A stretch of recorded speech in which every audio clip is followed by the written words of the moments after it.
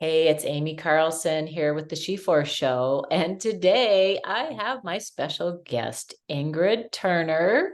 Welcome to the show, Ingrid.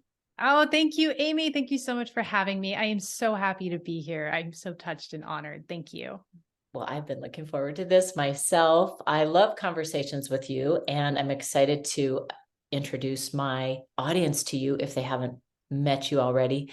So, Ingrid, what's your jam? What is it Oh my you love God. to do? And what's your business? What do you want to describe first? Okay, so I am multi-pronged. Well, okay, I have sort of two main prongs. I'm a spiritual person, like a mystic. I have a spiritual business, and I'm also a poet and a writer. So sometimes those two things converge, but generally I kind of like have two tracks. I'm very focused and passionate about my spiritual business, if you will. I'm the founder of the Bava Spiritual Mission. We are a digital church. We are here to help people live in partnership with spirit. It's about hooking you up directly with the infinite, and we do that by training you and certifying you in psychic mediumship and energy healing. We have mentorship programs. I mean, we just take you into your gifts and then help you bring those gifts out into the world. We're in the business of spiritual leadership, right? That's what we're all about. So I go live on my Bava Spiritual Mission page every week for our service on Saturdays, if anybody's interested in joining that. That's the primary venue for my spiritual work, is through the Bava Spiritual Mission. And then I'm a poet as well. I have 3 books published. I have Bitch, a Reclamation is my latest poetry collection. It's poetry for women. It's like gritty and it's real and it's raw and it just goes there. And I'm really proud of that piece of work. And then I have another poetry book I published called Words.Love, which was just my first, like, well, I'll throw it together, let's see what happens. And then, like we were talking about sort of behind the scenes here, is like, let's experiment. And then I have a book called Locked in Love, which is a compilation of short channeled messages from spirit. So that's what I do, is I channel spirit. So there I am in a nutshell. That's my jam, babe. That's my That, jam. that, that's a cool nutshell. Yeah. Yeah. So this show talks about human potential.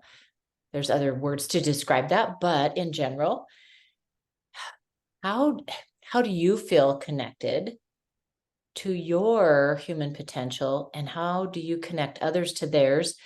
So I can see the through lines from what you just described, but also in your own words, like came, how this gelled for you. Right. How did that happen? Yeah. Okay. So 10-ish years ago, I was working in marketing and tech, living a muggle life, doing the thing that I was supposed to be doing. I was a solo parent and I was living in Los Angeles and I was grinding away and I wasn't very happy and I was drinking too much. My alcohol got out of control, actually. And my life started to slip and slide in a direction that was not good, especially as a solo parent, having a child to raise.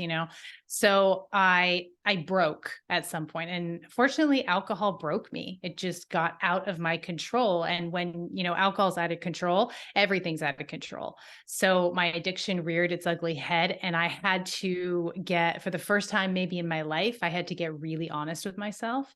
Be like, oh, Ingrid, this is not great, honey. This is not great. So I did. And I found my way to a 12-step meeting, which I recommend 12-step meetings to anybody who is struggling with addiction of any kind. I really do. It's not for everybody. There's a lot of sort of push. I get a lot of pushback on that.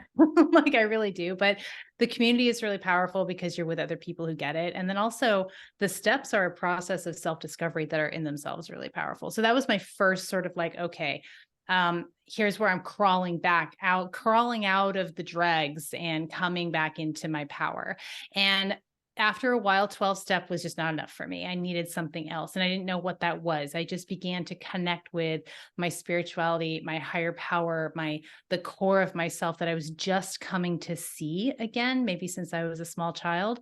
And that's when I found a shaman path, and I went to a couple of shamanic journeys, and they were really powerful. And then one I had a whole spiritual awakening. I mean, I cracked open to spirit. All of a sudden, I was completely psychic. I was tapped into the universe.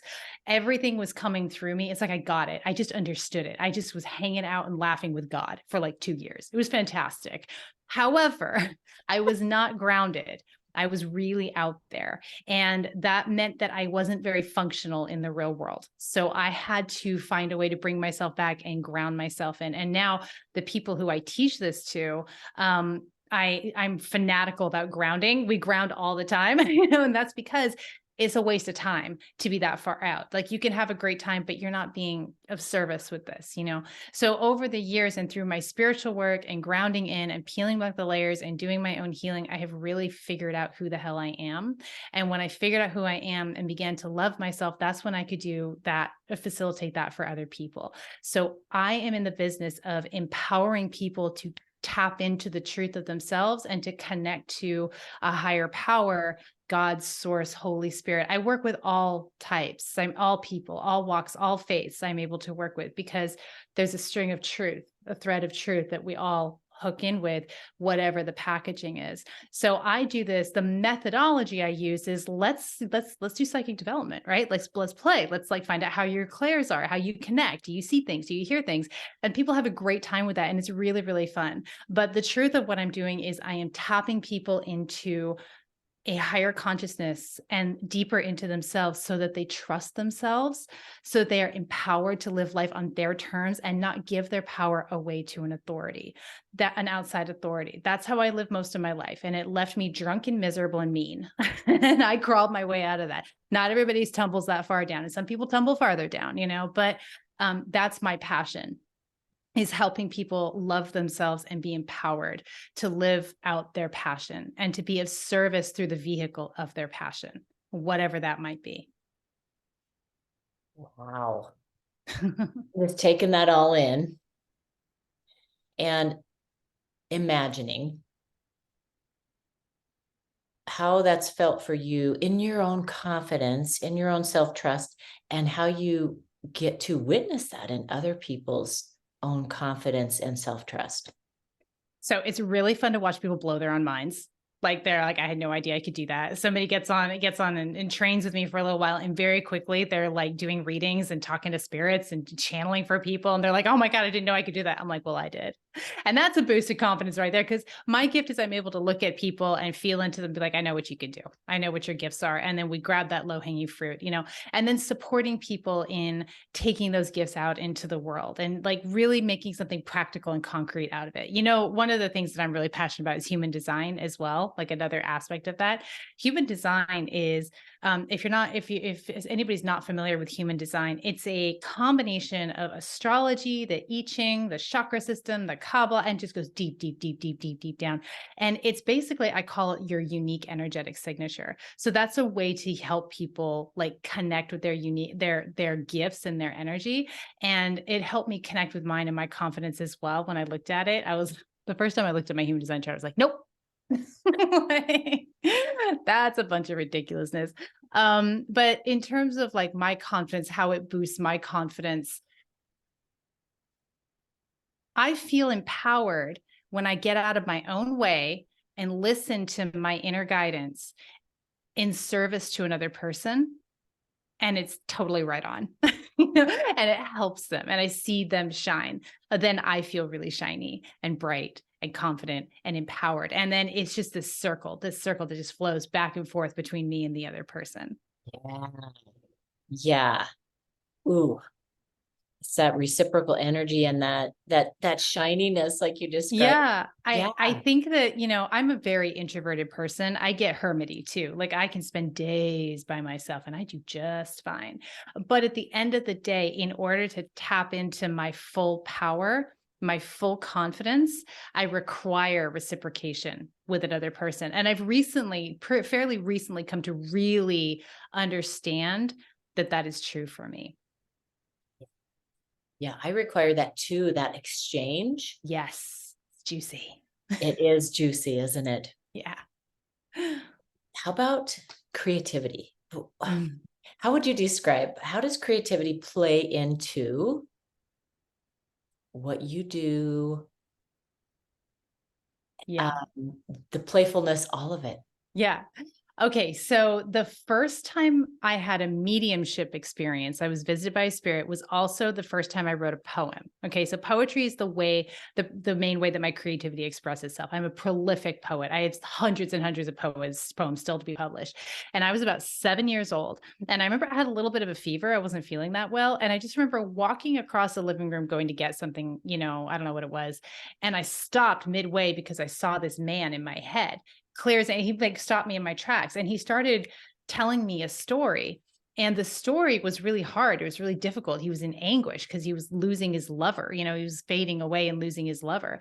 And I just listened to him. And then I didn't even know why I did. I just grabbed a pen and paper and I started writing a poem. But the poem was from the perspective of this, grown man who I would like in his 30s, and I'm a 7-year-old child. And so I wrote the poem down and it was gut wrenching. It was just like, this is coming from a 7-year-old. And then I went to show it to my parents and they were busy cleaning out the pantry or something. They had 3 kids and they were trying to get things done. And I went, Mom, Dad, I wrote a poem. They're like, get out of here, kid. I'm like, okay, fine. So I left and I tossed the poem on the kitchen table and I forgot all about it. And the next day my parents were like, Ingrid, what?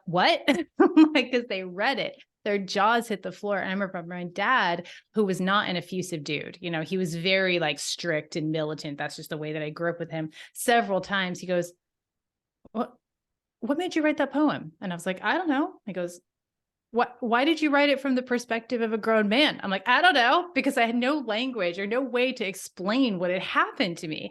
And nowadays with my poetry, a lot of it is channeled and a lot of it is channeled with a lot of intensity, and I'm a very like positive, happy person. And I'm out there like on my lives and just da, da, da, da, da. And then I'll post this like gut wrenching poem on Facebook and people will be like, are you okay?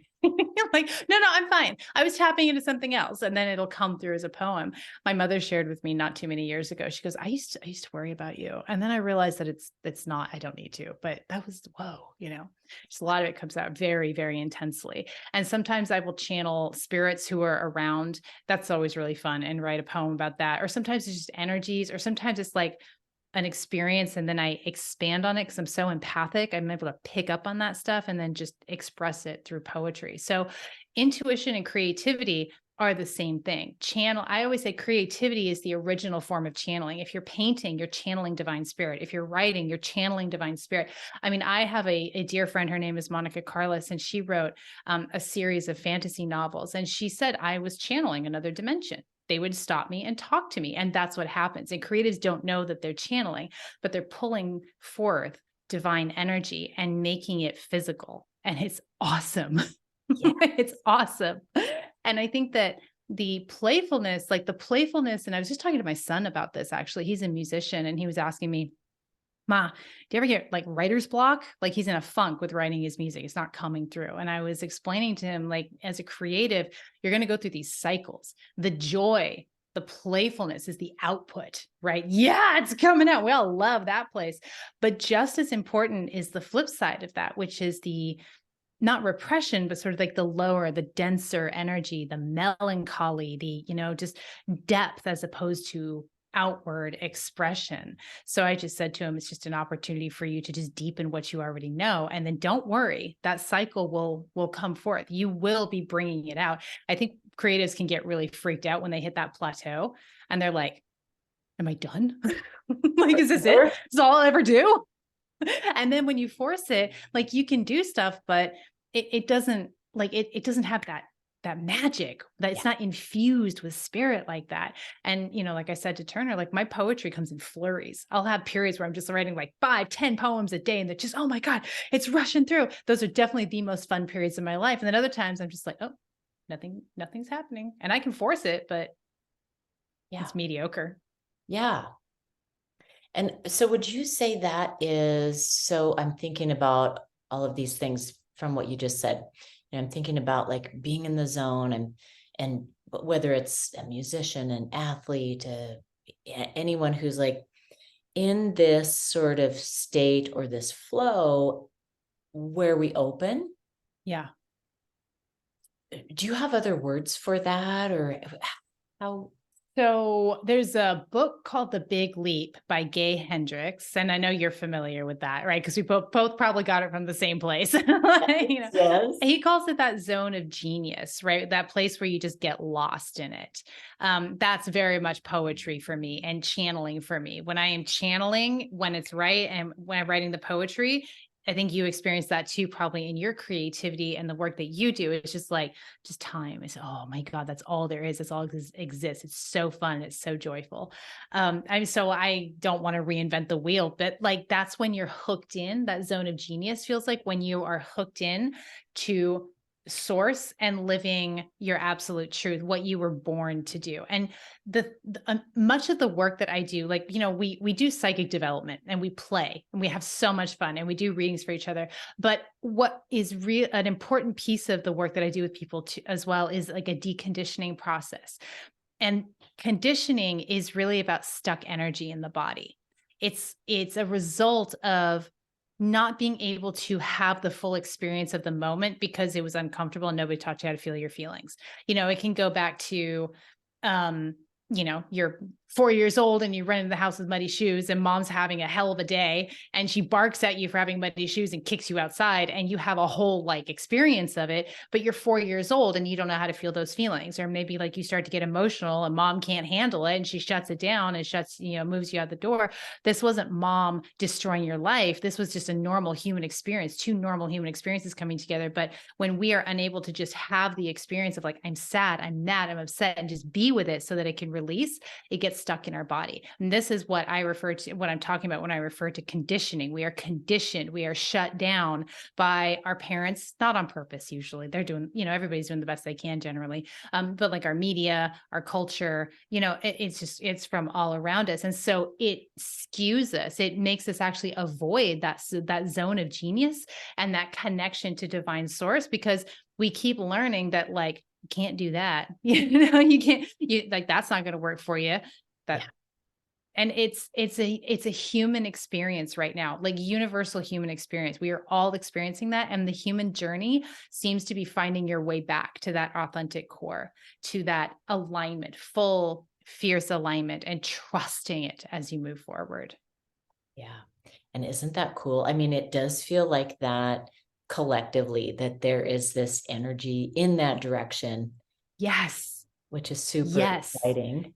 It is such an exciting time to be alive. That's what I keep saying. It is such an exciting time to be alive. Things are shifting in incredible new directions and it's bumpy. Yeah. It is for sure bumpy because we are going through so many changes. As a channel, I get hits about energy sometimes where it's like, and this will happen daily where like, I'm so sensitive, Amy. I'm just such a sensitive flower. Like I look all bold and blustery, but I'm very, very sensitive, And so, the day, like I'll feel the energies of the day, like today's an example where I'm just feeling a little bit of tension and like intensity today, just because the energy is where it's at. And several people who I know who are sensitive are like, oh God, me too. There's just an energy today and that's normal. But every so often something major will shift. And in spring solstice of 2020, right after we'd been dealing with the COVID thing for a little while, I woke up and my entire Bava community woke up that day and we were all in our WhatsApp group going, did you feel that? Did you feel that? Something changed. We popped into a new energy and it wasn't bad. It was incredible. Every single one of us was feeling like, oh my God, we just shifted into a new paradigm. This is an incredible new energy. And I knew, I was like, this is going to be so bumpy, because we had the COVID pandemic we were dealing with and all of the division, it is a bumpy settling in. But I do believe when you push past the noise, anybody who has got any kind of intuition, and all of us do really, you can feel, oh yeah, this is an amazing time to be alive. This is an amazing time to be alive. I so agree. So as we're wrapping this up here, is there anything we didn't get to talk about yet that you feel like, boy, I want people to know this, or I want to affirm this? Oh my God, we were so efficient, weren't we? We just went for it. Wow. I'm like, oh yeah, no, that feels pretty good.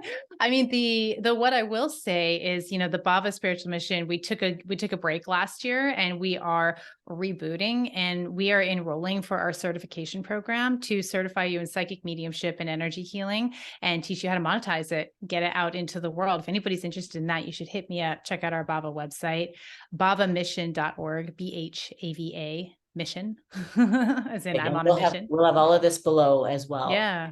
Yeah. Yeah. And so that's really fun. And, just, come connect with me on Facebook. Can see the recordings if I seem like your kind of people. I Yes. love to make new connections. But, other than that, it is an amazing time to be alive. It is incredible.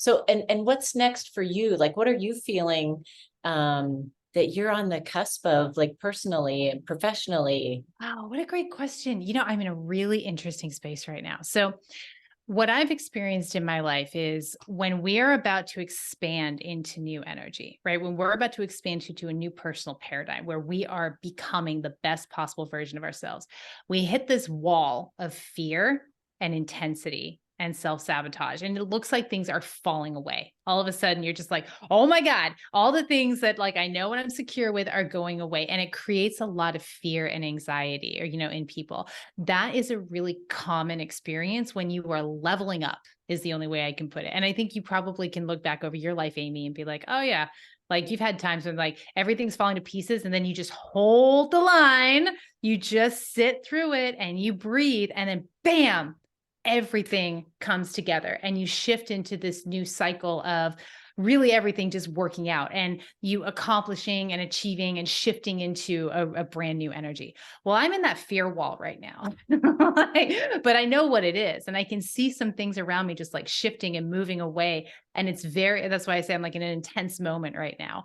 But what I'm excited about is I've done this enough times and I've tapped into spirit and channeled about this enough and been reassured by divine spirit time and time again. And it's been demonstrated to me that I'm like, okay, hold the line. So I anticipate in the next few weeks or a month, things are going to really shift for me in my professional life and in my personal life as well. I know professionally, I'm very focused on the Bhava spiritual mission and getting the certification program up and running. It's a lot of nuts and bolts, things happening, lots of conversations. And I'm also working on creating an album going to be working on creating an album of songs from my poetry. I'm working with an incredible musician, Mallory Trunnell. I think you might know her. Yes, Crimson Calamity.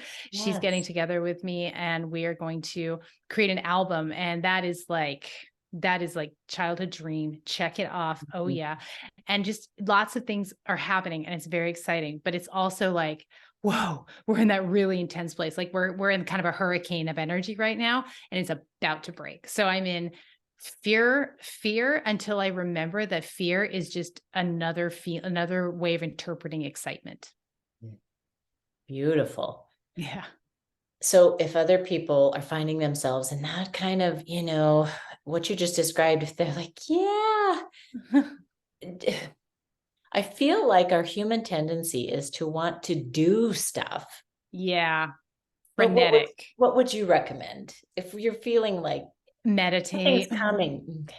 I mean, really, I know it's like people don't like to hear that sometimes. I get it. I don't like to hear it when I'm all frenetic. So I'm just like, you should go meditate, Ingrid. Shut up. Like I'm just like, I'm having a moment. Yeah. But or as early in the day as you can, take 5 minutes, just 5 minutes to just try and find that place of stillness.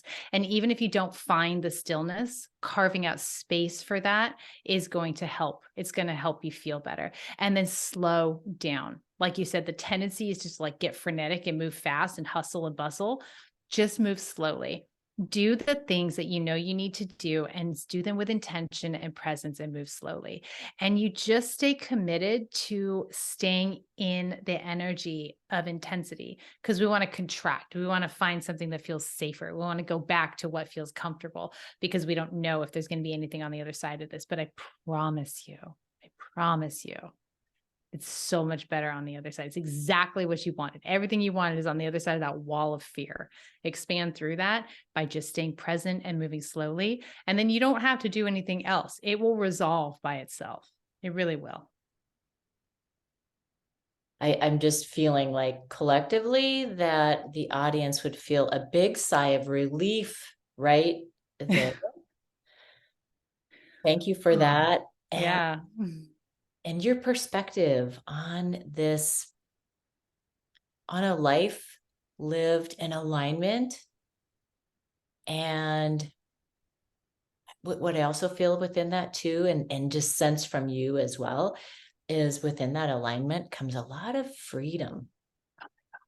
You know what I do? You know how I live my life? I travel full time. I have a van. I just bomb around the country traveling full time. I love it. I wanted to do this all my life and I finally am doing it. And like it is so free.